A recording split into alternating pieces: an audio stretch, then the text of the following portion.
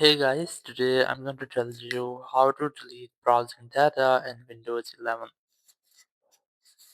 If you're using any PC or any laptop using Windows and you want to clear your browsing data, so let's see how can you do that. You just have to simply open your browser. In my case, I'm using Chrome, so I'm going to open my Chrome here.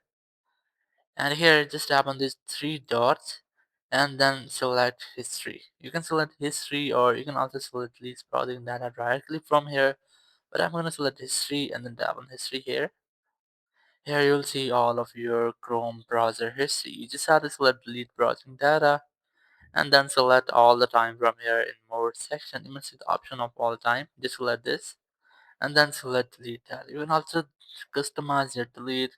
Here's the autofill from data, the site settings, the hosted app data, and once it's done, just select delete data.